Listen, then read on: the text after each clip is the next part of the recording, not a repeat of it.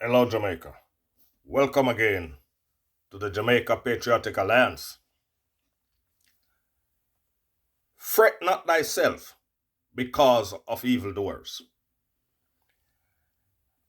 The football game that was shut up where 9 people were killed is terrorism. 9 people were shot, I think 3 were killed, some are injured. But that's terrorism.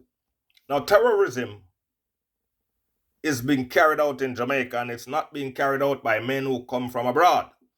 It's being carried out by the very young men in the communities that you see going about every day. This is terrorism. And where there is terrorism, we cannot use the regular police force to handle terrorism. They are not trained for terrorism. Terrorism, we have an army. And this is the time to activate the army. Because the police force cannot handle terrorism. They are not trained to fight on this level. They are trained to apprehend and arrest and operate on a very low scale. This is war, where men in our country have decided that they will kill the citizens of your country at will. This is like an invasion from an outside force. But unfortunately, it's your very people that are slaughtering you like animals. Now, Jamaica, you have reached a crossroads in history where you have got to part with some of the people you love and care for.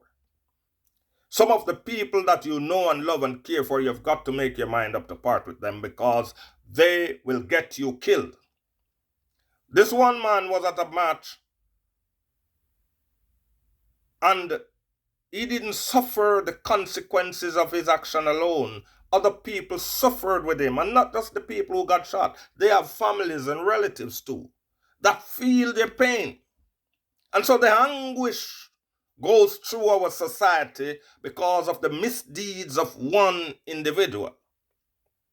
But I say to you, Jamaica, that we have got to start uniting against crime. The criminals have got to go because they are killing you like wild animals. The government this morning should have been there in full force. Half of Parliament should have been in that neighborhood already, showing a united force against crime of this nature. This is barbarism. This should not happen in our Jamaica. And I noticed lately we have been having multiple murders at once. And the people know who did it. The policemen know. But a lot of these policemen, they give the wink and the nod and they turn their back so these things can happen. But we have to face it that we have a crisis at our hands. And so therefore we have to now bring out our military juggernauts. And we have to start using helicopters, drones, everything to scour every inch of Jamaica. And we got to flush out the criminals, the troublemakers, get them out so we can build the communities and get our country up and running. Now I say to you, Jamaica, how many of you will die before you decide you need new leadership? Join up with the Jamaica Patriotic Alliance. Let us grow our movement. Raise our voices in unison to save Jamaica from its very own. We would not be afraid to use the army. The opposition could talk till them throat sore. We would have activated the army. That is why we need constitutional reforms to protect the people of the land.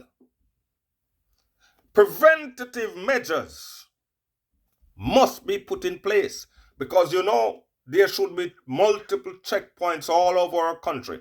If my idea of recruiting 50,000 of our graduates from high schools and put them into national service is applied, crime would drop in Jamaica by 90% or more, because we would have the numbers to fight crime.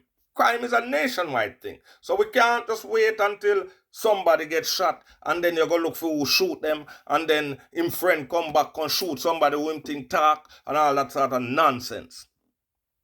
And then what's worse, sometimes the government refuse or just cannot get a hold of them because they are not men who study about fighting crime. They know nothing about it.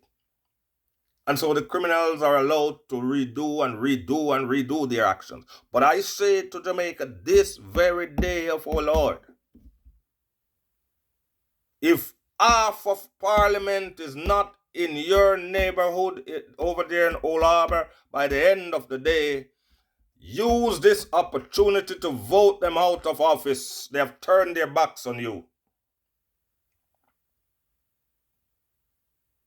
They have turned their backs on you. There's no one to protect the innocent people of Jamaica from the animals that go around killing on a daily basis. A country cannot run like this. I say to the men that are doing this murder all over the island, you have families too.